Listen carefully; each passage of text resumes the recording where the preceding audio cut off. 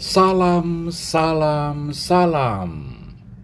Sebaris Injil hari ini. Barang siapa melayani aku, ia harus mengikuti aku, dan di mana aku berada, di situ pun pelayanku akan berada. Saudara, Tuhan Yesus mengungkapkan betapa kita bukan hanya perlu mengimani Kristus, tetapi mengikuti jejaknya, hidupnya, semangatnya, dan spiritnya. Kita tidak bisa jauh, apalagi berbeda daripadanya. Kita harus bersama Dia. Dan apa yang kita buat ini berkenan pada Bapa, karena Allah Bapa akan menghormati kita. Hari ini juga gereja merayakan peringatan Santo Laurentius, diakon dan martir. Siapakah Laurentius? Ia adalah satu dari 7 diakon Roma yang hidup di abad ketiga saat Paus Sixtus II menjadi kepala gereja. Ketika Paus Sixtus ditangkap untuk dibawa ke tempat pembantaian, sang diakon membujuk beliau, "Bapa, izinkan aku ikut bersamamu. Bukankah di mana Bapa berada, aku berada? Di mana Imam Agungku berada, diakonnya juga harus berada. Jika aku melayanimu di altar, mengapa aku tidak menemanimu di altar kemartiran?"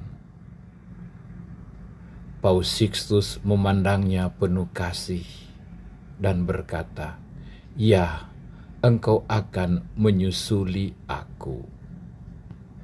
Namun, ia tidak dimartir bersama-sama karena kaisar tahu bahwa Laurentius adalah bendahara keuskupan Roma. Ia pun disuruh menyerahkan semua harta kekayaan gereja terlebih dahulu. Laurentius berjanji, "Sabar, sebentar saya akan menyerahkannya."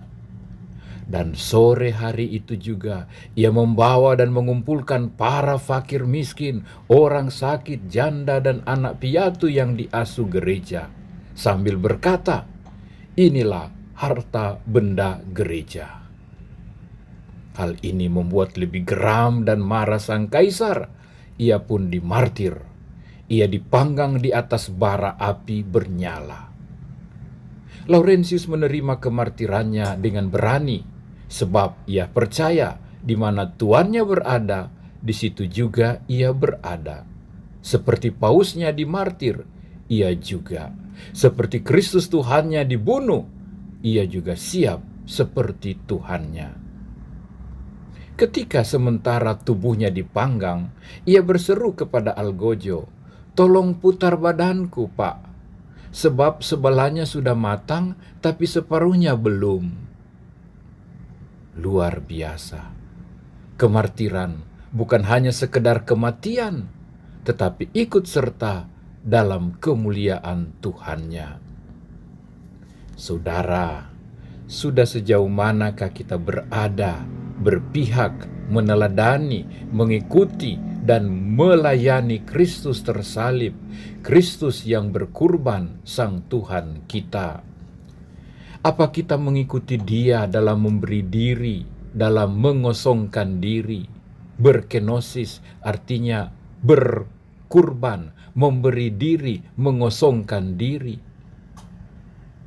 Apakah kita meneladani Dia, melihat dan memperlakukan yang sakit, miskin, papa sebagai harta benda gereja?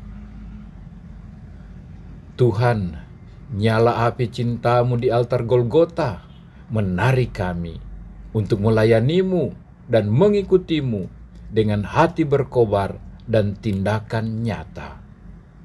Tambahkanlah iman dalam perbuatan nyata kami, khususnya di masa pandemi ini. Biarlah kami lebih melayani dan mengikuti Engkau. Berkatilah kami, Tuhan, dalam nama Bapa dan Putra dan Roh Kudus. Amin. Salam semangat, salam pelayanan, salam mengikuti jejak Kristus.